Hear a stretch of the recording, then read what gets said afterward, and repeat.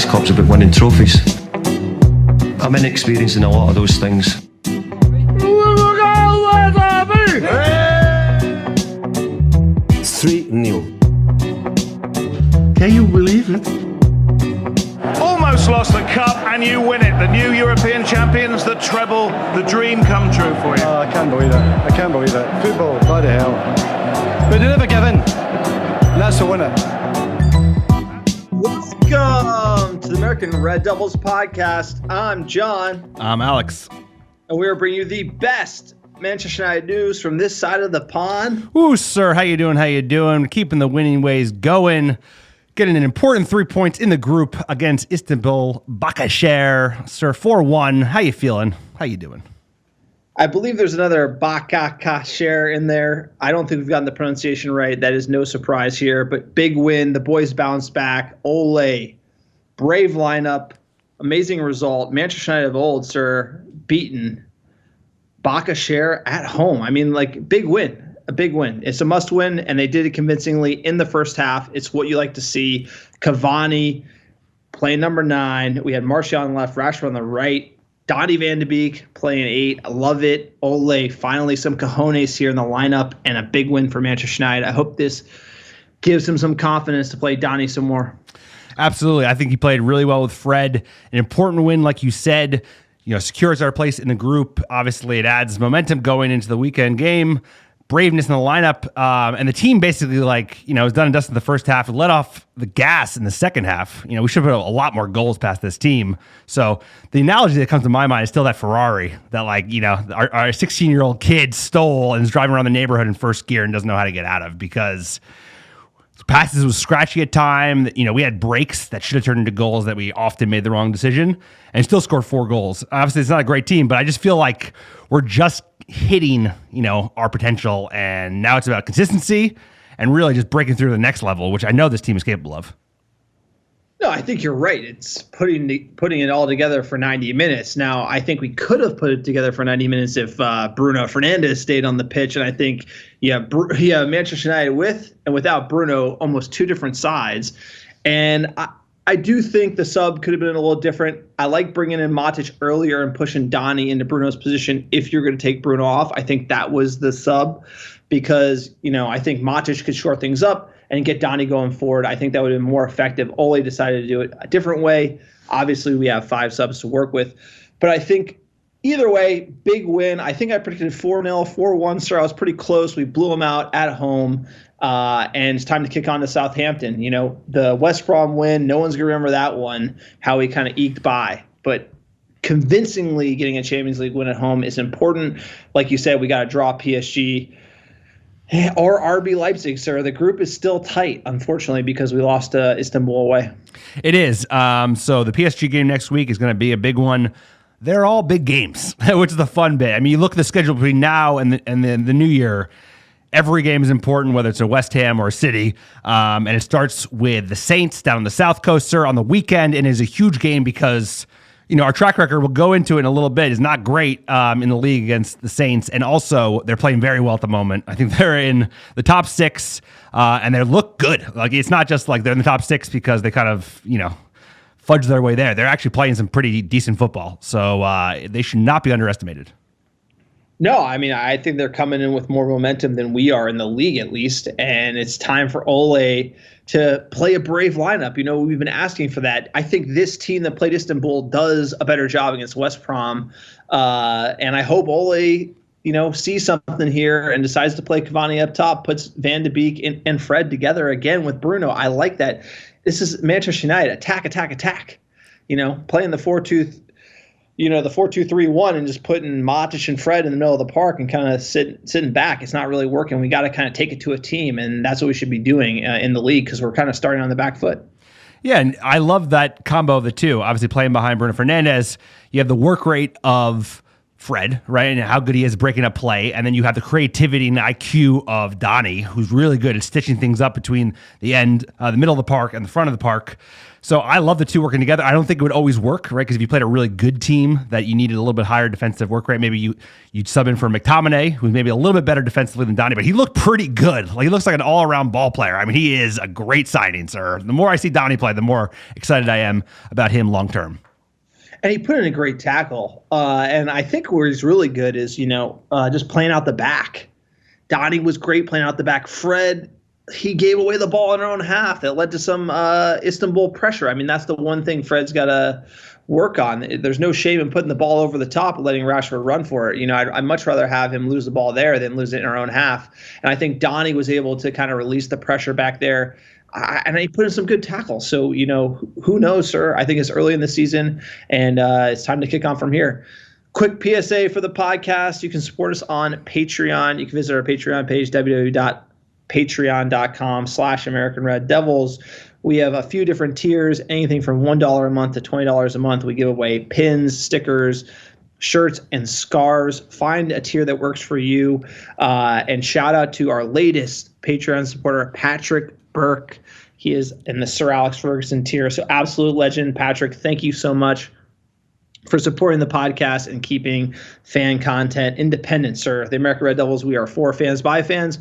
We don't have any commercials or sponsorships on the podcast. We want to be supported directly by you, the fans.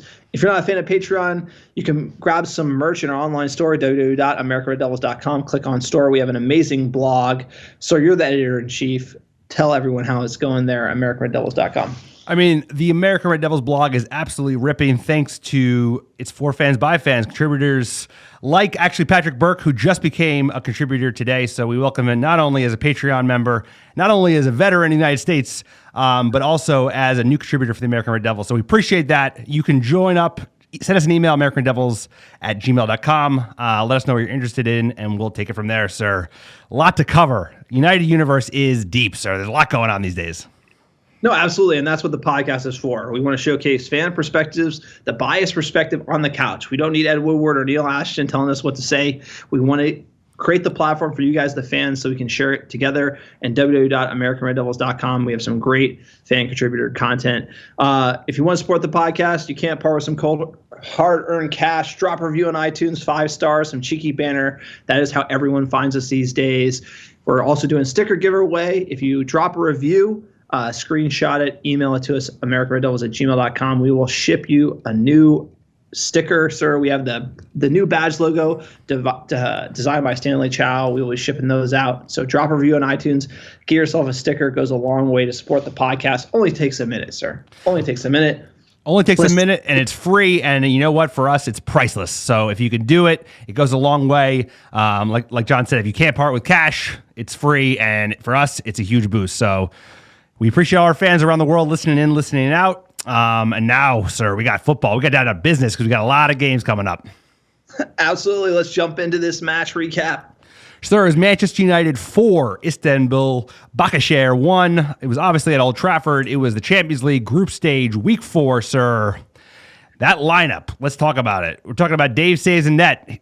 Hendo did not make the squad starting 11. It was a back 4 of AWB, Lindelof, Maguire, and Telles. It was a midfield, like you mentioned, of Donny van de Beek and Fred and Bruno Fernandes, and a front 3 of Tony Martial, came from France, Marcus Rashford, and then Edison, number 7, Cavani. How you feeling about that lineup, sir? Absolutely love the lineup. I mean, like I said, the one word that comes to mind, cojones. I can see Simeone on the sideline with the like, this is that lineup, sir. Remember, you're Manchester United. You got to go all in. You got to show your intent. You got to remind people that we're the world number 1. And this is a lineup that shows me that. It says, hey, we're coming for you.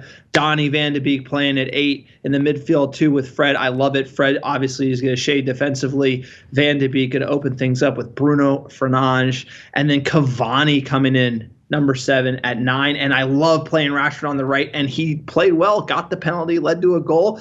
I mean, we're starting to see some balance here and some world beaters, and then getting Donny in the side. I love this lineup. I want to see more of it against Southampton. And hey, Sir Alex would win 3-2. He let in a few goals, score more. That's kind of what I want to see from United. Take some risk, Ole. Take some risk. And this lineup was that. We're still tinkering with that Ferrari, right? So we're going to get some, some parking tickets and some speeding tickets on the way, sir. It's part of the journey, and we're still flushing things out. Let's jump into that game. United came out, like you said, with intent in the first half, and it didn't take long until we had a chance, which were coming quickly. For Marcus Rashford, after a nice flick from who else? Bruno Fernandes. Marcus ends up getting the shot blocked. Should have done better, but an early chance from United showing their intent. No, absolutely great stuff from United from the jump. Rashford burned the Istanbul defenders pretty bad. Sent him back to Turkey. I thought this should have been a goal, but again, looked great from the jump. It should have been a goal, but if Bruno Fernandes had anything to say about it in the 7th minute, he made sure it was a goal. I wish we could find Telemundo, but we couldn't, sir. It's going to have to be in English. Natural target. Van der Beek's in there too. Martial right on the goalkeeper's toes. It was nicked away. Flash back by Bruno Fernandes. Wow! Pick that out! There is no ball that has ever been struck with such sensational purity as that. Bruno, Bruno, Bruno, it's the closest of Cristiano. He goes right, makes defenses shine. He's a Portuguese magnifico.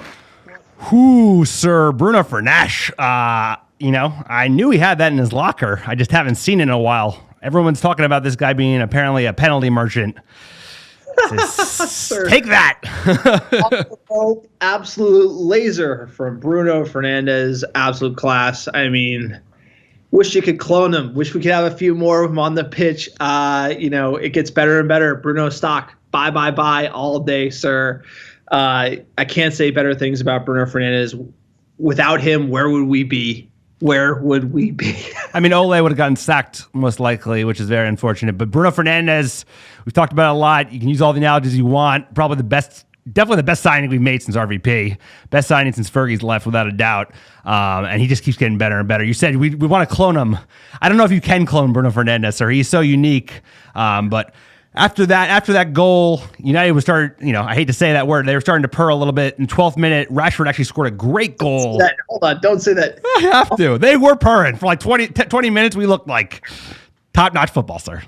Sir, Arlo White-isms are not allowed. Fair enough. Football teams don't purr. I'll tell you that. Ferraris do. Anyway, so we scored that goal. It was offsides for Rashford. It was a nice little move between Cavani, Bruno, and Rashford. I like that link up.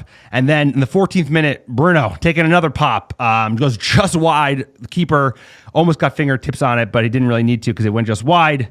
And then, sir, in the 19th minute, Martial. Teles, beyond Cavani. Goalkeeper's lost it. Fernandes scores with simplicity. It's a deeply dispiriting moment for poor Mert Gunok. Well, sir, the first one was super pretty. The second one was, a tap-in, but we'll take it. Where's my Bruno chant? The Goloso is the Bruno chant, I disagree, dude. The Portuguese Magnifico, look, it's just business. 2-0. Bruno gets a brace in 20 minutes. That's what Manchester United should be doing against Istanbul. We need more of this for United. We need more confidence. Like you said, we just need to drive forward.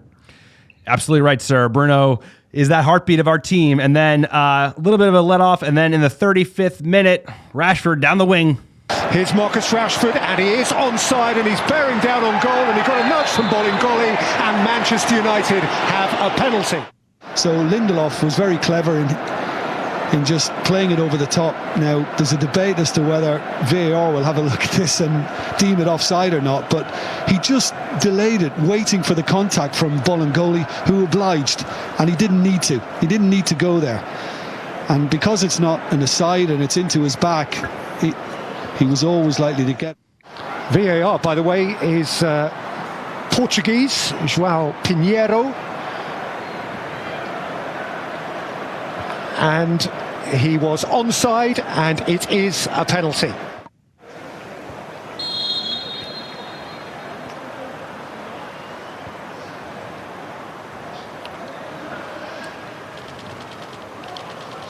Marcus Rashford, without error, without nerve, Manchester United, without doubt, on the way to Old Trafford Champions League triumph.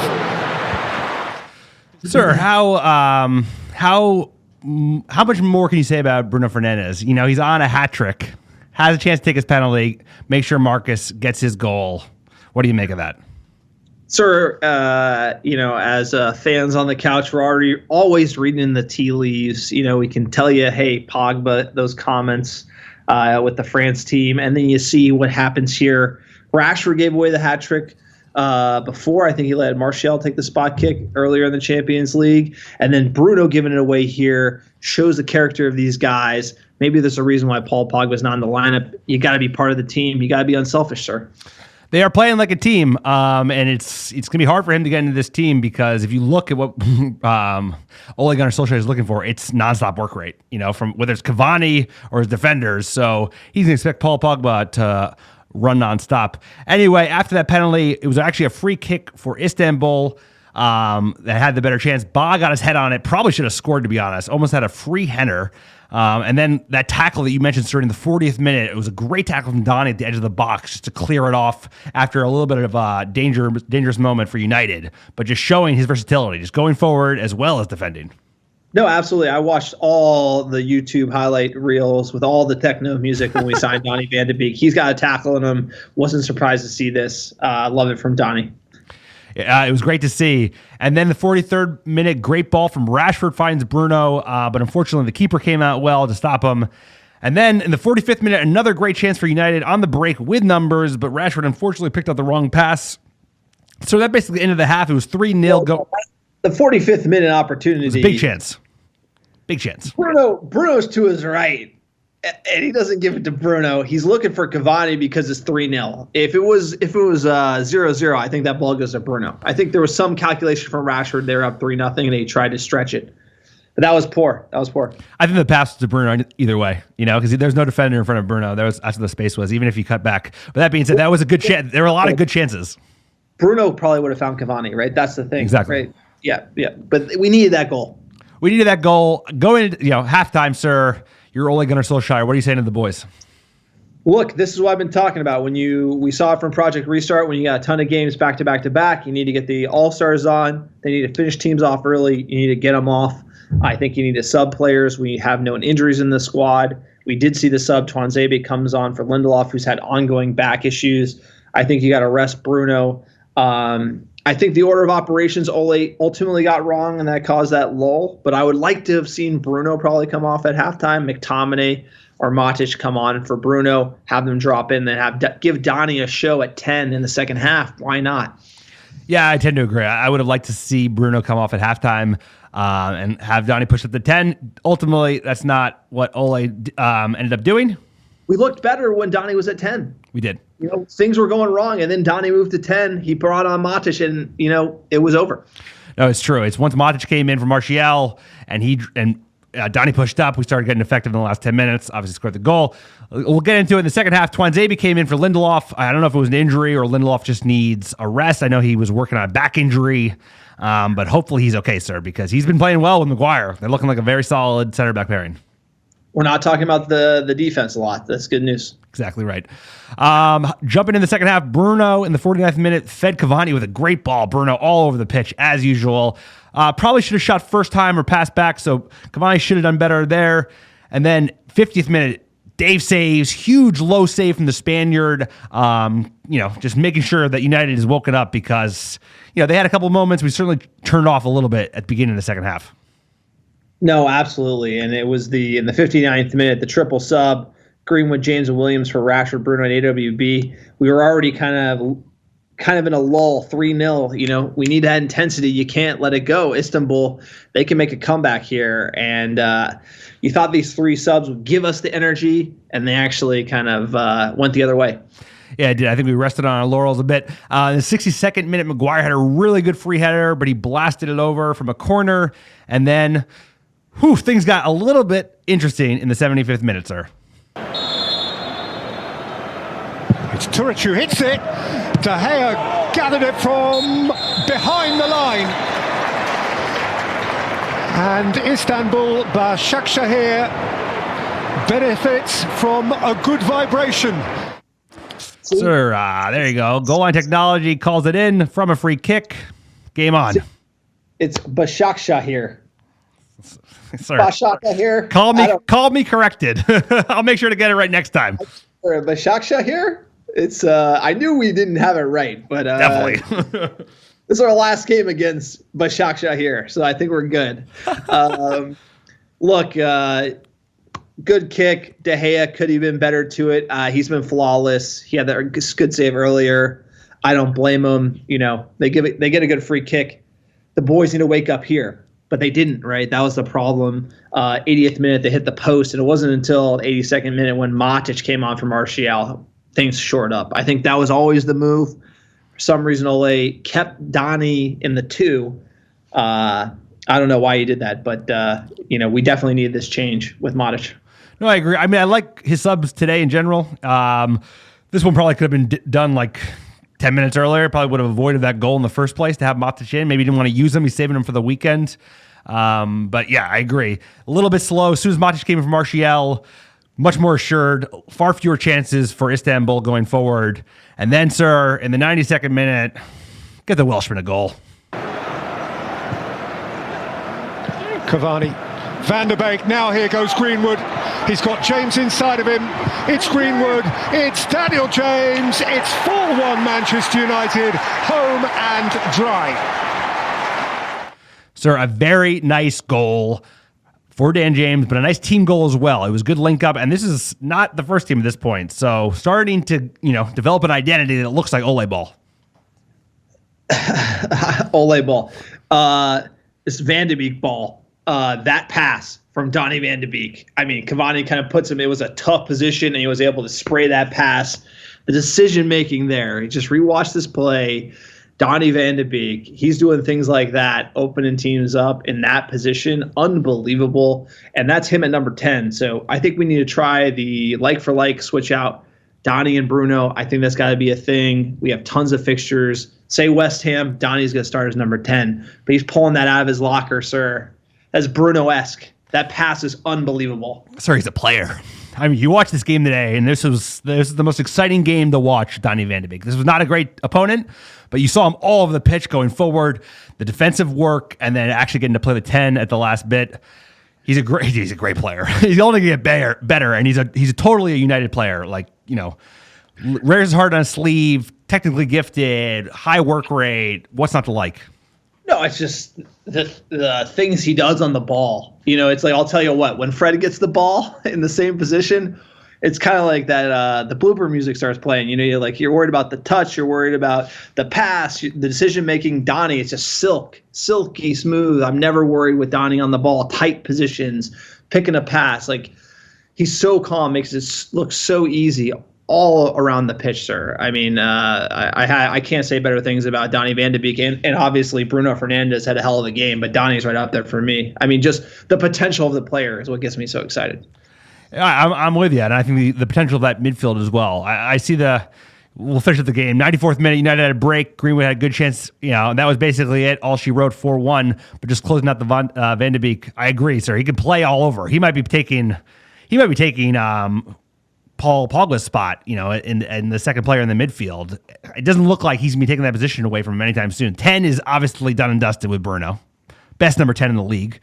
And then, but like McTominay, Donny Van de Beek, that looks like a midfield sitting behind him that would work well against a lot of opposition in the league. I like to see him with McTominay too. I mean, I want to see rotation. You can't just win with the same 11 in every competition. We're going to need to mix it up, and you're going to find chemistry. You're going to find players able to do a job, and I think that's part of it. Hey, Pogba, Ole gave Pogba a bunch of runouts. Are you going to play defense? Are you going to get back? Nope. He'll play him at number 10. He's played him more forward. He even played him on the right part of the game this year. I mean, Ole's trying. He's tinkering. He's looking for things. And I think Donny in the midfield too, justified. It's only Istanbul Basaksehir share. Basaksehir. Right, and this Southampton team we're going to play on the weekend is better than Istanbul. But that being said, there's going to be a lot of opportunities for minutes. There's a lot of games coming up. And unfortunately, there are going to be injuries eventually. So he will get chances, but it looks like he is nosing his way up the pecking order, my man, because he looks a player, a top player, and he's only 23 years old. No, bye. So hopping into that match reaction, United had 52% of the possession compared to Istanbul Basaksehir 48%. United had 16 shots to their 13 shots. We had 8 on target versus their 4. And we had 13 fouls versus their 12, sir. Hopping into it, Manchester United have won their past 7 home games in Europe by an aggregate score of 24-2. Not bad, sir. Some of that was in Europa League. Yeah, some in Europa League. And 4 of the English side's 12 Champions League goals this season have been scored by substitutes, more than any other team. And James became the first Welshman to score in the Champions League for United since Ryan Giggs against Benfica in September 2011. I think that's when Ryan Giggs was banging his brother's wife around that time, right? It was a long window of wife banging. We'll prefer not to talk about it. It's an opaque window. Okay, next bit of stats. Only Ruud van Nistelrooy with 25 games, Robin van Persie 26, Zlatan Ibrahimovic with 33 have scored 20 goals faster than Bruno Fernandes in 35 games for Manchester United in this century. There you go. There's a stat. And no player has scored more goals for a Premier League team than Bruno Fernandes since his debut in February. 20 goals in 35 games in all competitions, which is insane. Insane. Hey, I had a heated debate on the text thread today with the Chelsea fan who's arguing that Bruno Fernandes, his penalties doesn't count because he's defending Werner after that horrid performance he had. He's trying to say penalties don't count. I mean, he's a Chelsea fan. He's a numpty. It's like, what do you? It's like, sir, it's like everyone's jealous of Bruno Fernandes. It's like I said, how do you determine the golden boot? Do penalties count? I think they do. Like I said, Bruno Fernandes, no players have scored more goals than Bruno Fernandes since his debut. That says a lot. Our talisman, our Portuguese Magnifico. He's a player. Speaking of players, Marcus Rashford is one as well. He's the youngest player at 23 years, 24 days old to score 15 goals in European competitions for United. The record was previously held by a good friend of mine. I wish. Wayne Rooney, 23-year-old, 47 days. Waza, sir. Marcus, he's on his way, sir. He certainly is. I'd like to have a few dark ales with Wayne Rooney, I'll tell you. Absolute shit show, I'm sure. Anyway, what do we know? Let's hear what the manager had to say. He's all smiles ear to ear. Ole Gunnar Solskjaer. Well, United played with a real swagger and a bit of a strut for an hour there tonight. It was enjoyable. Yeah, I felt first half, you saw the intent straight away. The boys wanted to play. They enjoyed it. It's a Champions League night at home at Old Trafford. You expect them to enjoy themselves. And we created some great chances, some very nice goals, and I was very pleased. The impact of Cavani and Van der Beek, it was notable that Cavani, obvious focal point, and Van der Beek looking for the forward pass. Yeah, I think the two of them, they're getting used to how we want them to play. Of course, Donny can play in different positions. Edinson is a good old-fashioned number 9, and we haven't had that for a little while. So, and I was very happy with how Anthony played off the left-hand side again. And in that first hour, Bruno delivers again a fantastic strike, a second goal. And what was the story with the penalty? You said he just handed it to Marcus Rashford. Marcus, do you allow this, or do you designate the penalty? Of course, Marcus is a very good penalty taker as well. Bruno is very confident. So if Bruno feels he wants to give it to Marcus, so be it. But Anthony had one against Leipzig, so why not? They can share them around. Did you lose a bit of that intensity in the closing minutes? Just a few little frights there. I think when you are 3-0 up and you take the foot off the pedal a little bit, you give them something to play for. They enjoyed second half, I think, more than the first half. But 4-1 win in the Champions League, you're happy with. There you go, sir. Ole looks happy. He seems happy. What do you make of his words? I like how it's pretty much Bruno's team, and he decides who takes penalties. That's what I got from that. Unbelievable. Bruno Fernandes is a boss. He deserves the right to decide who takes the penalties, sir. Maybe I'll pick you. Sir Harry might be the captain, but it's Bruno's team. I'll tell you that. And whatever is happening at the moment, it's working. So hopefully they can kick on because, as usual, there's a next match. There's always a next match. And it's against Southampton versus Manchester United, St. Mary's Stadium, South Coast, mate, all the way down there, the very, very bottom, basically. Sunday, November 29th, 6 a.m., post-Turkey Day. You ready for this? Absolutely, sir. We've made a few trips down the South Coast to watch matches. I'll tell you, in the winter, it gets cold in the South Coast. It's cold. It's wet. It's rainy. These games are hard. The Bournemouths, the Brightons, the Southamptons. It's not easy. Everything tells me it's going to be a nervy game. They're in form, sir. We're going to their house. It's also cold in the north, too, but it's just wet in the south. It's wet in the south. They got the wind in the south, which cannot be underestimated. But let's talk about that form, because that's what's worrying me the most at the moment. All time, we've won 65, we've drawn 34, we've lost 28, so we've had their number. And the first match was all the way back. 1-1 draw in the FA Cup in February 1897 when we were still Newton Heath. Speaking of fine form, they come into it, the Saints, in fine form like we talked about, winning 3 of the last 5 matches, and their draws were against Everton and Chelsea. It's sitting at 5th place at the moment with 17 points. United at 10th with 13 points. So a win will do a big way in us, nosing our way up the table. United, this is a staggering statistics, I didn't know, have only won 1 of their last 5 matchups with Southampton in the league. We have had 4 draws. 4 draws in the last 5 games. That's something. Look, this is going to be very important. It's almost another must-win, and I think at this point, every game in the league is a must-win. The Champions League is at least a must-draw. Clearly, Ole's got to be able to kick up the table while qualifying the Champions League. I think that is the expectation. So right now, I think where we need to be is above where we are in 10th, and the only way to get there is clipping 3 points at a time. And this is going to be a tough game, and I want the players. Look, we could draw this game. I don't want to lose it, but we can't play like we did at part of the second half against Istanbul, and we can't play like we did against West Brom. We got to show up. We got to take the game to them. We have to attack. We have to be physical. We have to want it more than Southampton. We basically got to go down there and steal those 3 points. The mentality of the team is what I'm looking for here. This is a big game early in the season. And, could you imagine a loss here? They take your wind out of your sails and you're saying, okay, well, we're celebrating beating West Brom. We're celebrating beating Istanbul. We're getting beat by Southampton. The papers would have a day. They would. They often have a day whenever United loses. But this is a big game. I'm not going to discount that. They are a team that's in form. And I think what you said is true. So we have to go down there with the intent to win. We have to go down there and take it to them. We can't do this thing and sit back because they're going to press the shit out of us. That's what they do. That's why they've been playing well. And they're really good at the counter. So we have to just be able to play between the lines, and not lose our head. Make sure the passing isn't scratchy, and then just cut them open when we get a chance, because they got a big defense, but they don't have a quick for defense. That Vestergaard, that massive head. I think he's the biggest player in the league, sir. Their center back.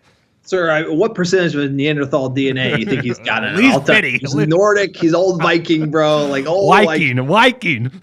Yeah, no. I've talked about him for years on the pod that we should have signed him. Him and Harry Maguire. How could you go wrong? Little information about Southampton. The club is nicknamed the Saints since its inception in 1885 due to its history as a church football team founded as St. Mary's Church of England Young Men's Association. Sorry, yep, that's the YMCA. Just kidding. They play in red and white shirts. A little history about 1885, taking us back. Adventures of Huckleberry Finn was published by Mark Twain in the United States. The Washington Monument was dedicated. The U.S. Salvation Army was officially organized, and the Statue of Liberty arrives in New York City aboard a French ship, sir. That is way, way back, I'll tell you. Their home ground since 2001 has been St. Mary's Stadium, prior to which they were based at the Dell. Southampton have a long-standing rivalry with Portsmouth, due in part to geographic proximity in both cities' respective maritime histories on the South Coast. Matches between the two clubs are known as a South Coast Derby. Love that South Coast Derby, sir. By the way, fish and chips are absolutely fire on the South Coast for good reason. For good reason. They got to stay warm. It's cold on the South Coast, and everybody loves fish and chips, sir. Can't wait till we're back. It's like you go to the South Coast. It's like dark. It's raining. You get into like a nice warm pub. You have a few dark ales, grab fish and chips, head to a game. I mean, it's unbelievable stuff. I can't wait till we're back. Can't wait till we're back. Oh, sir, physio room. Speaking of players coming back, a lot of familiar names. We got Phil Jones. He's still nursing a knee injury. Luke Shaw, he has that hamstring issue. It's still looking like mid-December as his return date. Paul Pogba, it's listed as ankle-foot injury. Quote says his ankle was swollen up, trained yesterday, but he didn't feel right. So maybe he can make it on the weekend. Bai was back in training. I saw that yesterday, but he's still listed, says Bai unavailable for 3 to 4 weeks, so likely end of the month. And then Jesse Lingard still listed. I think he was exposed to COVID, so he's been self-isolating. And that's basically the injury list, sir, for this weekend's game. Jesse Lingard exposed to COVID? No way. Who would have thought? Paul Pogba ankle injury? Is he playing some basketball? No way. I mean, it's just like surprise, son. It's like, come on, man. We need Lingard. We need Pogba. We need these players. We're shooting ourselves in the foot here. Playing 3 games for France. Come on. Like, how much money is he getting paid at Manchester United? We need these players. Enough to be happy. Lingard could do a job. He's injured. He's injured, but he wouldn't. I hear you. Lingard could run around. He's got a high work rate.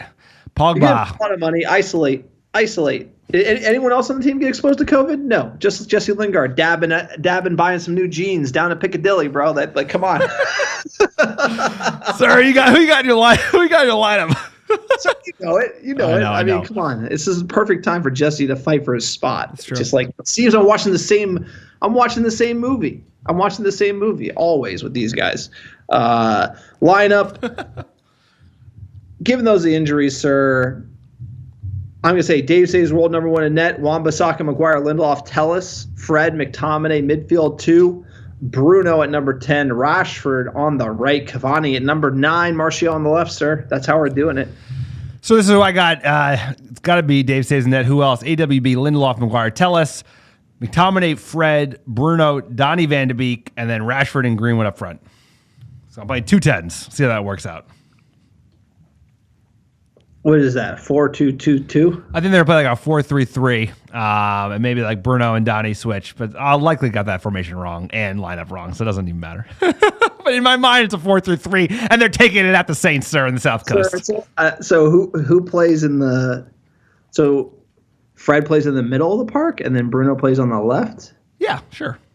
You don't have to overanalyze it, mate. It's just a lineup prediction. Sir, I'll give you a D-. This guy, football expert, grew up in Jersey. Tell me more. D-. Like, yeah, it should fit in a formation. You should have it. So, you study for the test. All right, professor. Keep going. Booking the bookies. Southampton plus 280. The draw plus 240 and minus 105 for United. I mean, obviously Southampton are not the favorites. United are the favorites, but draw. I couldn't blame you for betting the plus 240 on the draw, given 4 out of the last 5 matchups have ended that way. Absolutely. And also players to score: Bruno Fernandes plus 400, Cavani plus 400, and Martial plus 450. Rashford plus 500. I like that one. Donny van de Beek plus 1,000. Interesting stuff. Sir, when it comes to the betting markets, I don't think you're going to win much money on this match. I think the risk is, like you said, probably the draw is the one. Although as a United fan, I can't admit that. Something tells me we're going to have to pray to the VAR gods a little extra this week because I think there's going to be some VAR drama. I don't know. It feels like a nervy game, drama, something happening in our favor, against us. I don't know. It's going to be a nervy game. I think if you go back through all of our games in the league, there's been at least one big VAR call. Whether it goes for us or against us is another thing altogether. But it's going to be a nervy game. Sir, what do you have as your score prediction? We're due for a big VAR against. We are. Yeah, like a robbery. Also, one note on the lineup. De Gea, Hendo. Where's Hendo? He's nowhere to be found. Henderson coming in behind De Gea. That was a big move. De Gea looks the best he's been in a long time, sir. I mean, that really did the job. Apparently, Hendo might go out on loan. I don't know. If you need to pay Hendo $100 grand a week, so De Gea who you're paying almost $400,000 a week plays well, then it's probably worth it, right? I mean, you're already paying Grant whatever he's getting paid. His best job in the world is Lee Grant, 4th string goalkeeper at Manchester United. I hear you. It's the balance, right? It's like it's certainly lit something under De Gea. This is like we're seeing vintage De Gea for sure. But what do you do with Dino? He's gonna get some games, but he needs experience, right? He's young. You want him to get a lot of games. So I don't know. It's a tough one. Do you pull him out? Do you send him away? What if De Gea's form slips then? No, but the thing is, your Hendo didn't start against Istanbul, right? That was the game he could have got if he was going to get one, and obviously he's not getting Southampton, he's not getting PSG, and then you go down the list, and you're like, any of those games. Yeah, exactly. So we shall see, sir. We got some news. In the news. Wayne Rooney reveals he was ready to leave Manchester United for Barcelona or Real Madrid. Surprise, surprise, your favorite player is a traitor, sir. He's a traitor. He wanted to leave Manchester United, the greatest club in the world. How dare he? He didn't. He threatened to do it and ended up reneging 2 days later. Your favorite player actually did leave United. He plays for Juventus at the moment. He's coming back. He's coming back. Wayne Rooney will eventually come back, probably not as a player. But anyway, let's talk about these quotes. He actually did it for the official Manchester United podcast, not this one, not the American Red Devils, the best Manchester United podcast in the world. Quote, I think it was well documented that Chelsea Mourinho wanted to sign me. Rooney told the United podcast. Let's get to the meaty bits. You gotta do it. I can't do a Scouse voice. That Mourinho wanted to sign me. Anyway, I can't do it justice, sir. But here's the real juicy quote. I remember sitting down for one day and thinking, imagine playing in that Barcelona team, Messi, Xavi, Iniesta, Busquets. And at that time, Messi wasn't playing the way he plays now as a number 9, for instance. He was out wide. I was thinking I could have slotted in perfectly. I could have come in the ball as well and have players running in behind. Obviously, Rooney famously performed a drastic U-turn just 2 days after handing in his transfer request in 2011, signing a 5-year contract after talks with Sir Alex and David Gill. So this was something they talked about a lot at the time. I mean, you point back at now, all the knowledge we know about the Glazers, you kind of get why he was wanting to leave. They weren't really spending money. City was spending big money. Aguero, they should have bought him, but like the Glazers wouldn't pony up the 35 million pounds to do it. There's a lot of people gave him a lot of shit at the time, but you can understand the reasons why he was looking elsewhere. Looking around, at least. Sir, look, Wayne Rooney, he got by the greatest manager of all time. I mean, Sir Alex Ferguson, he went public with the news, everyone Shane Rooney, and he pretty much kind of caved and then signed the deal. I mean, Sir Alex played his hand perfectly. I do agree, United were selling, future was uncertain. Could Sir Alex do it again? The long and the short of it is he broke Charlton's record, became the club's all-time leading scorer. I mean, that was on the docket for him, and then end up lifting some more trophies. So at the end of the day, it worked out pretty well for Wayne Rooney here.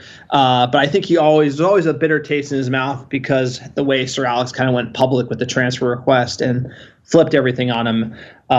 Look, I think Rooney's a player. I think he always had those antics we read about. I'm sure that's kind of why he fought Sir Alex a little bit. He would have done great at Barcelona in this era, during this time, obviously. But I'm glad he stayed at United. I just still think there's a little bit of bad blood between him and Sir Alex. There definitely is. There definitely is. Especially because whenever Fergie talks about the 4 world-class players he managed while at Manchester United, he does not mention Rooney. So I'm sure that irks him a little bit. And then I think when Rooney was asked about favorite managers to work with, he did not mention. I think he mentioned LVG. So yeah, there's bad blood, bro. Yeah. Well, look. Nobody prefers Van Gaal to Fergie. 2010. What was this? 2010. Yeah, 2010, 2011. Yeah, but we end up winning the title. He scores the goal. What is it? Was he scored the goal against City? And that was like 2 weeks later. Yeah, this is before the hair transplants. Bald Rooney hitting this was like some of the best Wayne Rooney we've ever seen, by the way. I mean, Sir Alex knew how to get the best out of him. I think in some way he didn't like that, but it was always trying to prove the manager wrong because Sir Alex always benched Rooney. Remember that? he'd always bench him, get him fired up, and then unleash the dragon. He would. And I love watching that dragon be unleashed because there's nothing better than watching a pissed off Wayne Rooney come off the bench and start stopping fools. That whole city, bro, just like fight night. He one of my favorite players of all time. Honestly, my entryway into United in some ways, but dude, he's such a United player. I think the reason they didn't get along is maybe they're similar. They're just like cutthroat competitors, always want to win, and the fact that he gets put on the bench, it's going to irk someone. Not called world class is going to irk someone. So I get it. It is what it is. Well, I think what we saw in this period of time was the player was almost bigger than the manager and bigger than the club, but they weren't quite yet. And what we did see was like Sir Alex put his thumb on Wayne Rooney. It was the last manager who had full control. Now, obviously, we talked about the director of football, but like right now, Paul Pogba, the control he has, Rooney didn't have at that time. And, it probably was for the best. And right now, things are kind of upside down when it comes to man management in world football. That's true. Maybe Ole picked up a thing or two from his previous manager, Didn't know a thing about man management, that's Sir Alex. Absolutely. Next bit of news here. Coronavirus fans to be allowed in stadiums in England at the end of lockdown. Stadiums in Tier 1 zones will be permitted to hold up to 4,000 spectators, and grounds in Tier 2 zones can do 2,000 fans. Grounds in Tier 3 zones must continue to hold events behind closed doors, sir. Again, fans should be back soon. Apparently, they're going to ban chanting and booze. Really? Yeah. They're discussing no chanting and no booze. That's absurd. Just have them wear a mask and then spread them out. I mean, depending on what stadium we're talking about, 4,000 people in Manchester, in Old Trafford, there's plenty of space in between people. But at least this is a step in the right direction, right? Like, this is important as you're talking about you modeling out the financials and assuming when people are going to start coming back into seats. Obviously, this is later than we assumed, but this is hopefully the start of something. So we'll see what happens with it, right? Apparently, there's a new system coming next month, but Manchester United is currently in Tier 3, so there won't be any fans at United. And what's kind of crazy is the implications financially for Manchester United is we talked about the financial model, all my assumptions. I said 25% would be back Jan 1, and it was pretty dire financially for Manchester United. We're talking 4,000 of 70,000, so it's even less than that. You can imagine it's less than 10%. It's almost 6%. Of capacity. United are basically going to make nothing. Then how do you decide who gets to go? That's another nightmare as it comes to season ticket holders, etc. So the financial problems for Manchester United right now, Manchester Tier 3, no fans, and the best case scenario, they can have 6% capacity. It's going to be really tough financially for United. It's going to be I'm kind of interested in how all these transfer rumors are going to go during January, when we're going to be linked to buying all these big players and we have no money and we're losing money at an insane clip with no fans coming back in sight. So that being said, vaccine, hoping the vaccine does some damage and we see fans back next season. Yeah, so if you paid attention over the summer, we didn't spend any money in the summer. We're not spending any money in January. We got Amad Diallo's joining, so that's at least exciting. But, at least it's something. It's hope. So maybe like if you start with 4,000 in December, maybe you can get to 10,000 by, a month later. So we will keep you posted. We will, let you know how this progresses because we're going to be following every second of it. Absolutely, sir. Next bit of news. United on brand. Manchester United lining up Everton transfer Supremo Marcel Brands as director of football with contract up at the end of the season. Marcel Brands, director of football at Everton. He's obviously done a great job. Richarlison, we know James, Rodriguez, sir, a few players. Maybe he botched it with Pickford. Everton's playing well. He did a good job there. And as usual, whenever things might not be looking good for United from a footballing perspective or because we're broke because of the Glazers, don't worry, we're getting a director of football, guys. Just right on schedule. Now, I wasn't sure if there were legs in this. He's at the end of his contract, so he might be fishing for another contract from Everton. And it's more likely just, shame on me, sir. Round and round we go. I'm getting played like a fiddle by Neil Ashton right now, just listing the fact that we might be hiring a DOF. I doubt it. I mean, when you're a public company, what you say should mean something. And, the director of football rumors and everything is just a complete joke at United. Something that we obviously need. I don't know why when you have the investor calls and you have Deutsche Bank asking the question, why don't you have a director of football? It's one of those things where not a lot of football teams are public. So as far as they're covered in research, maybe they're not that smart, but how could you be a $3 billion company, 2.6 to $3 billion company, and not have a market-based organizational structure? It's unbelievable. Like Ed Woodward, what do you know about footballers? Nothing. No, you don't. Nothing. You're absolutely up it. There was rumors he might leave. Ed Woodward, this is like various rags came out, and the reason why I say rags is they were kind of all like the bad papers. They said he might be leaving United. The counter to that is he has about $8 million in stock, so I don't know if he's going to be leaving, because of all of it basically is Class A shares. The other thing is the reason he's fired is because of the shit financial position they're in, and basically how they only have $58 million in cash. They're not going to have any fans back anytime soon. They're losing money, and he's basically run this club into the ground. Like that is why he's going to get fired. It has nothing to do with the things on the pitch. It's got to do with the complete just ruining of the balance sheet, the debtors, everything going on at United. It's really a crisis, especially as you consider what they need to weather. They still need to weather a pretty good storm to see, the days of old where you have 75,000 every week at Old Trafford. That's not going to be back for a few months, maybe a few quarters. So it's going to be tough times at United. It is. It's going to be a long winter. It's going to be a long winter for them, and it'd be interesting to see, because if you get rid of Woodward, if you don't get rid of the Glazers, then you ain't doing. Nothing's changed, right? You just have a different henchman. I'm going to counter argument to that. A lot of people did say that online. If he goes, then the organizational structure is most likely to be changed, where there would be a director of football, and then there would be somebody leading the commercial side.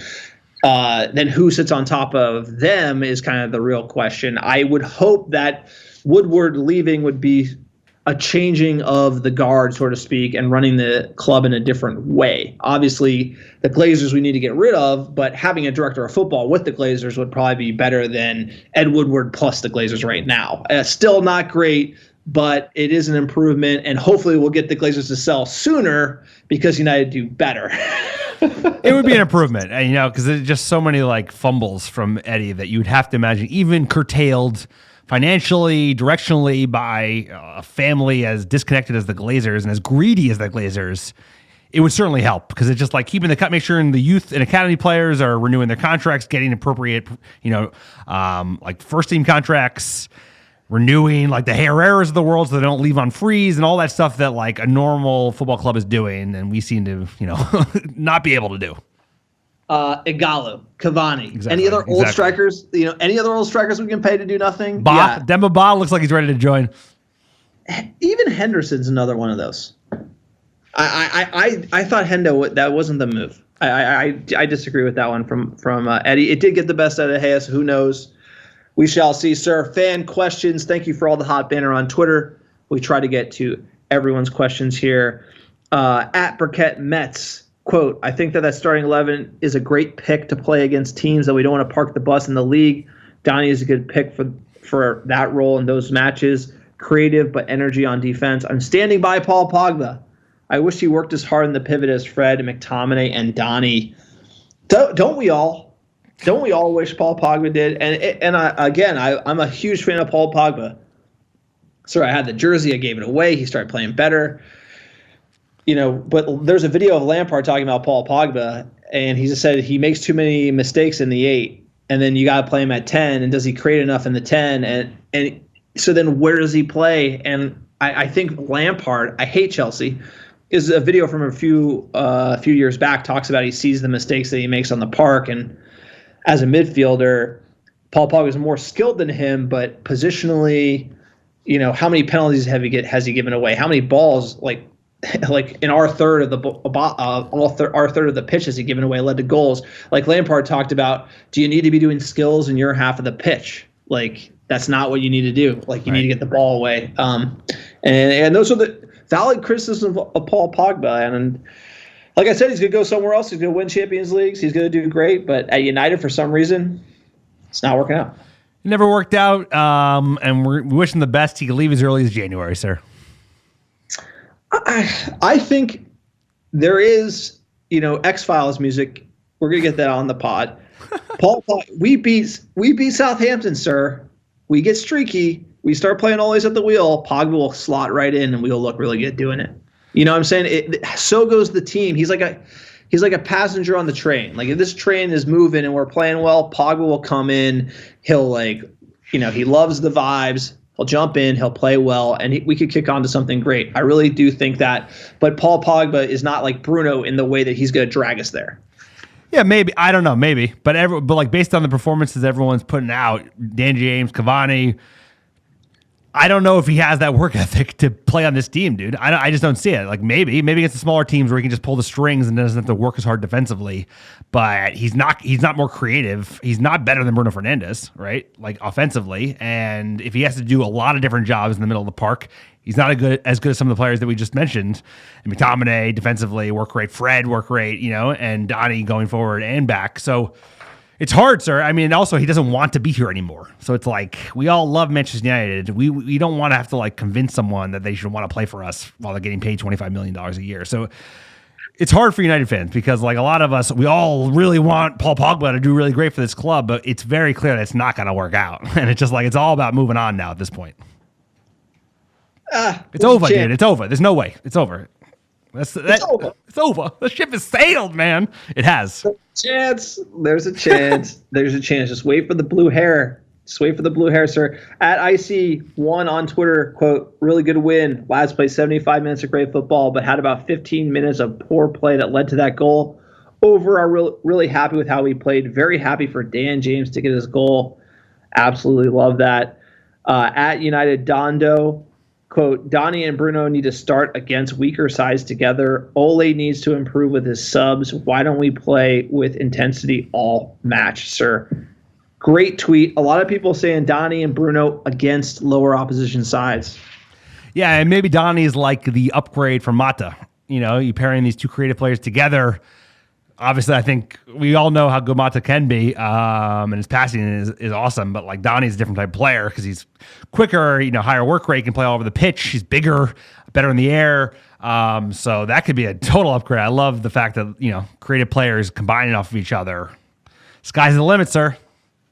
At JDW 300, quote, have to quit this first and second half switches. Bad first, good second, good first, bad second. I love the wings of Rashi and Anthony Martial. Very dangerous, and Cavani will settle in. If not, put Greenwood at the tip of the spear. Let him bang a few. We are looking better, slowly but surely. I do agree with Josh there on that tweet. No, slowly but sure. I liked Cavani up front. I thought both Martial and Rashford looked good on the wing. And, Cavani didn't have a lot of clear-cut chances, but his work rate was good. His intensity was good. I mean, his link-up was not bad. I think the Istanbul keeper beat him to that ball, though. He did. He should have had a goal. Martial should have had a goal. Rashford should have had a bunch of goals. Everyone should have scored more goals. Cavani had a really good game. I will say his work rate off the ball, everything is great. I actually think him in the United shirt, he might not be like Bruno, but he's going to work hard all game. But he was beaten for pace by the Istanbul keeper. That was funny. That was that funny. Keeper's pretty fast. I was shocked how quick that keeper is, but you're right. Cavani's not slow. I mean, he's not slow. I didn't get the right angle, but I think he kind of hesitated to run for it. But I don't know. Like a Dan James or Rashford, they would have that. Yeah. Speedsters. So those legs, they go. I feel it. 34, bro. He's in better shape than us. At Blickstro on Twitter, quote, a tale of two halves. Overall, good performance. Great first half, but dropped off in the second. Need to be more consistent. The quality after Bruno and Rashford went off was apparent. Cavani and Van de Beek need to be in the starting 11. Rashford on the right cutting in looks good. Bruno, sir. I mean, everyone's saying tale of two halves. I think there's some good points here. The quality after Rashford and Bruno went off, what do you make of that? I thought it was maybe too many subs. Yeah, that often happens. I think as soon as Matic came in, it kind of shored things up a little bit. I wasn't sure there was I liked the subs, but it felt like there was no direction, and the team just felt a little off. There was a let-off, and that's the problem with this team is we're inconsistent, and we tend to like check out sometimes of games. And I think if we can get consistent, then we're going to get exciting because that is the difference. That's teams that go on and win things have to be consistent week in, week out, and they need players that are going to show up and be consistent and put in consistent performances week in, week out, like Bruno Fernandes has. At Michael Magellis, quote, "We were all thrilled to see that lineup today, but can that work as our go-to 11 in the Premier League, or is that too aggressive?" No, I think depending on who you're playing. So, like, if you're going against Liverpool, I probably wouldn't play that 11. But Southampton, I think that 11 has enough to just go in there, turn the screws, and go for a win. You're going for a result. You're going to score goals. And maybe, if it's good enough, maybe it ends up being the 11 against Liverpool or City, But it starts with going down to Southampton and getting a big result. So we'll see. Well, yeah, and I would agree that there's two major changes to that lineup was the Martial and Rashford on the wing and then having Cavani up through the middle. Now, we could play that same front three with Greenwood through the middle, right? You could put Rashford through the middle. You could put Martial through the middle. So I do like putting up like your attackers. We need to be kind of like, to me, that's more of an all-in move. Like the Mata in the league on the right is like, we need to be kind of coming a little more. I like that part of it. The Donny Van de Beek TBD, right? I think that's probably the too aggressive move right now. I think you got to start with Fred and McTominay, and if you can't create, then you bring in a Donny as a sub in that position. I think that might work a little better. I noted all, quote, "I love Paul Pogba, but I think it's time for him to go. Sell him to Madrid in the summer for $80 million and use that money as the first installment for Jadon Sancho." What do you make? Yeah, I just said it earlier. I think it might happen sooner than then. Might be a player swap in January, but certainly inevitable. Paul Pogba is on the way out, so wish him well. At Jamal Mota, quote, "Great game, but can we talk about that color block Adidas red and black hoodie MBE Rashi was sporting post game? I know you two don't like to buy official merch, but that was fuego. Moral of the story is I can't find it online to buy, so Woodward failed again. #Glazers out." Look, I don't buy anything from manunited.com anymore, sir, but the one thing they have failed at is the players get all the sick gear, and when you go to buy it online, it's just completely terrible. Like, you got those with Adidas, like, warm-up pants. Like, those pants aren't worn by Marcus Rashford, by the way. It's like saggy bottom boys, as I call them. No, they're not. They have like awesome training gear that the players get to wear, and then this website is like absolute junk. Like the stuff they sell to fans is hilarious. So don't buy it. Don't spend any money there. No, spend your money at www.americanreddevils.com. Sir, that is the fan question segment. Quick update, Fantasy EPL Watch. That's right. We have our fantasy league. We have over 100 players in it. Joe Bosley is in first place, and his team name is Every Loser Wins equals me. I like that. A little kind of trickeration on the name.